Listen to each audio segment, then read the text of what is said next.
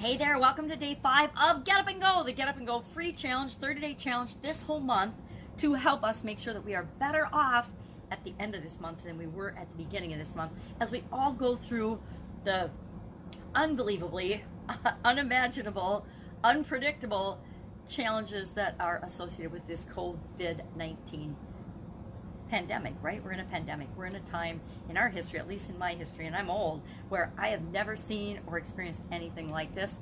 And I will honestly admit that I hope that I never do again. But the truth is we are all in the midst of it, and so we need to figure out how we're going to deal with it. Now, today's topic, today's journey is all about change. And it's not about how to do it or anything. It's about analyzing and looking at how do you personally respond to change? How have you responded to change in the past? And how are you responding to changes in things right now? Now, I just changed my mind on the exercise we were going to do today because as I was thinking about and taking notes on my previous change process and the way I do change now, it's very, very different. And tomorrow we'll go through, I'll give you a little preview of what we're going to do tomorrow. Tomorrow we're going to go through what I call the challenge process. There's a process that we can go through to deal with challenges that makes it really, really effective, and it really empowers us and makes us the master of the challenges and the obstacles and the things that come up in our life that might push us over the edge or make us want to quit moving in a certain direction or quit going after a goal or a dream that we have, such as building our business or being in a relationship, whatever. There's things that will happen along the way that will challenge us and stop us. And they usually involve some sort of change.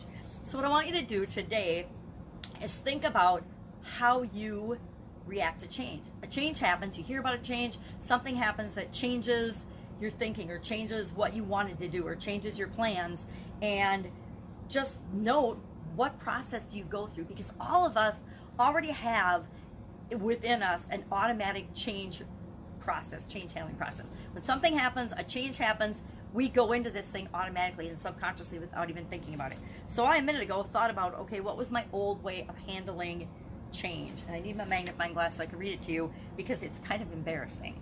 Well, whenever a change would happen in my old life, I would automatically, usually I'd get pissed off, right? I'd get mad because I like routine. I like things to go along smoothly and be the same. So I would, of course, the first thing that would happen is I would get upset. I would ask, well, why is this changing? Why does this have to change? I'd feel like a victim. I'd complain. I would maybe bitch, worry, moan, and resist at all costs the change, right?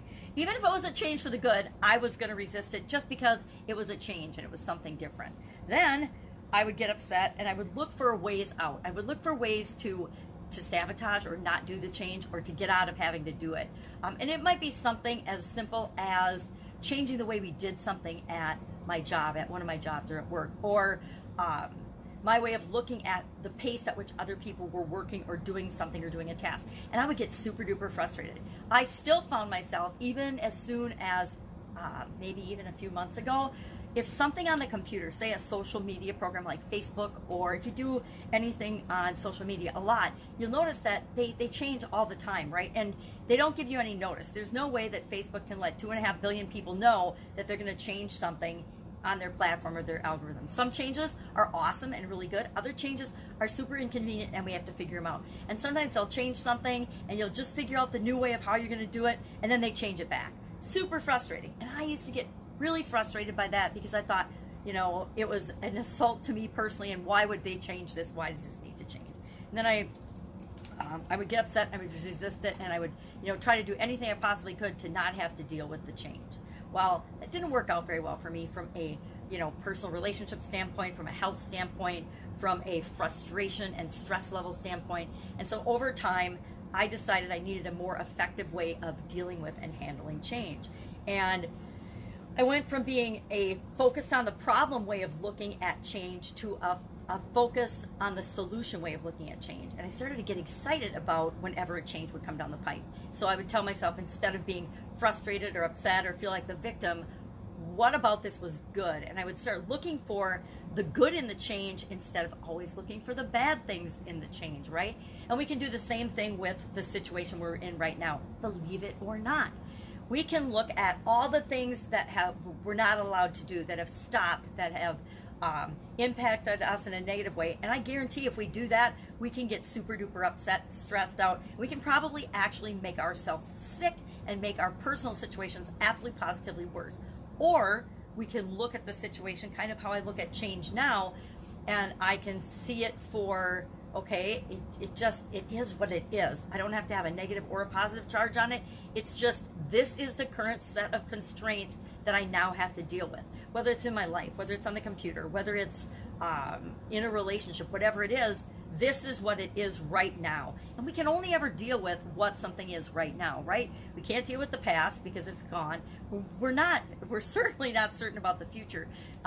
If anything, this pandemic has taught us the ability to live with uncertainty and deal with uncertainty.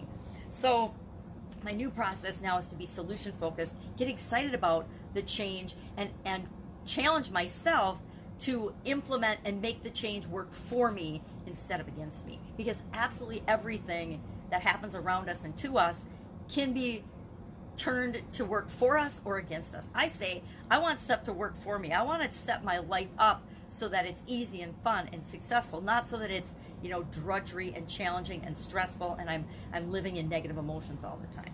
So now my process looks more like, okay, I wonder how this change happened. I don't really care necessarily. I just figure out, well, what are the new constraints? What do I need to deal with? And then I take the emotions out of it. All the negative emotion, all the doubt, the worry, the fear, the frustration, all the wondering, how can this happen? All the victim thinking, all of that thrown out the window. And I start to get excited about what else is possible. What could be possible? How can I take this change and make it absolutely positively be a benefit for me and my situation instead of being a detriment to me? And anything, stuff around us, we associate emotions and intent to things that often isn't there, right? If somebody says something to us that hurts our feelings, we figure that they're out to get us or they want to hurt us. And chances are they didn't even think about it. Now, some people are evil and they do that, but for the most part, people are awesome and they just are going about their merry way and about their own business, and they say stuff and they do stuff that we might take wrong or that they never even intended, and we get our feelings hurt. And that's up to us to realize that everything around us happens. It just happens, and we get to interpret it. We get to decide what it all means. Kind of like language and words and idioms and things that other people do and say.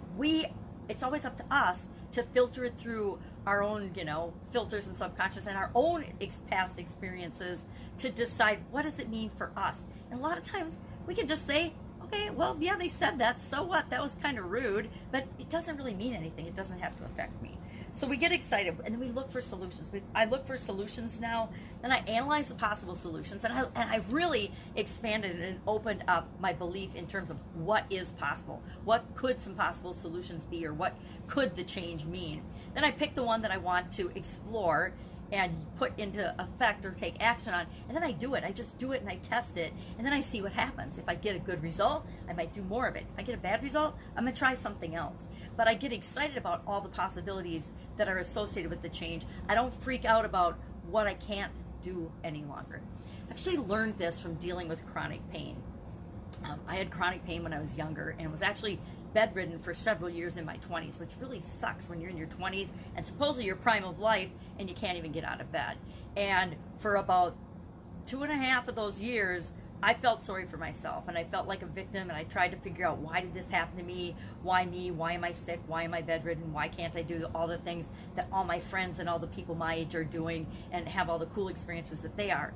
And it wasn't until I shifted my thinking on that and said, okay, instead of looking at all the things I can't do, what can I do? And when can I feel in between the pain? And what can I do moving forward? And when I started to do the things I can do and thinking about those and building on those, all of a sudden I could do more and more and more and more things. And instead of missing the things I couldn't do, I had to focus on the things that I could do. And pretty soon I was capable of doing all kinds of things that I thought I wasn't capable of doing. And that's where I learned about switching my thinking and the power of that to actually create and get what I want. So today, all we're doing with all that meandering is we're looking for, what is your automatic response and way of handling pain, or not pain, your way of handling change. change can be painful, right? Sometimes change is painful. And we can choose for it to be painful, or we can choose for it to be an opportunity for us. But it doesn't matter. We're not looking at what it should be, right? What it should be, or how to get through it easier for us. We're looking at, what is it? What do I do right now? What do I do right now? When this pandemic and everything hit, how did I respond? What did I do? Well, in the olden days, and a lot of people are, I would have freaked out. 10 years ago even, I would have a very different response to what's going on right now in the world than I had, a couple of weeks ago. A couple of weeks ago, I was like, okay, well, this is interesting. I've never seen anything else in my lifetime. What's going to happen next? And instead of dreading things, I looked at it as an opportunity and possibility, and what can I do? And even my 4-year-old granddaughter and I, we sat down and we brainstormed all the fun things we can do now that we have more time together, because I hang out with her during the week, so her parents can still do what they do. And instead of her going to 4K because school's been canceled, we brainstormed this cool list of all of these things we can do, all these fun, amazing things we can do with what we've got right now. We didn't go out and get a bunch of stuff. We didn't go buy a bunch of stuff. We didn't get a bunch of resources.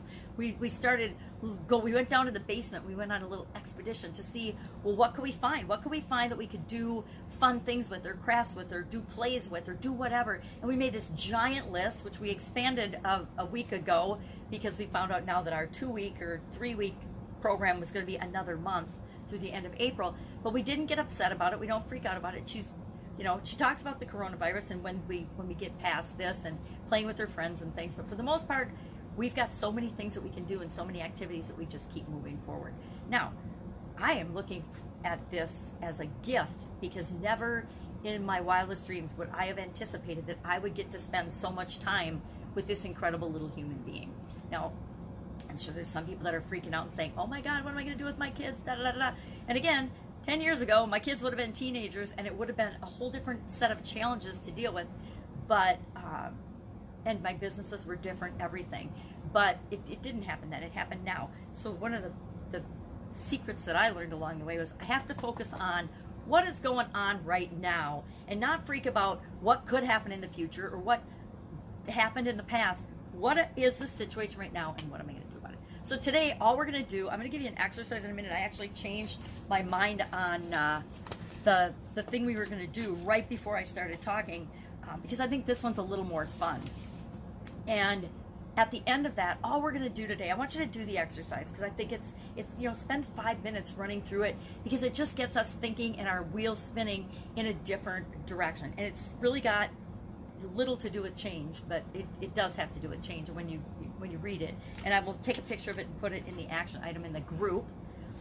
But I'll run through it just quickly and tell you what it's about. But your assignment today, your action item today, will really be just to share how you respond to change. Just, a sentence or two about your change process and how you respond to change right now. Not how you've done it in the past, like I shared, not how you think you might do it in the future, but how do you right now respond to change? And I'm super honest about it. There's still certain things that change that tip me over. I have worked really hard about the whole computer thing, and I know that sounds like a little thing, but I use the computer every single day, and I'm not super computer savvy, right? I am tech savvy, but not computer savvy.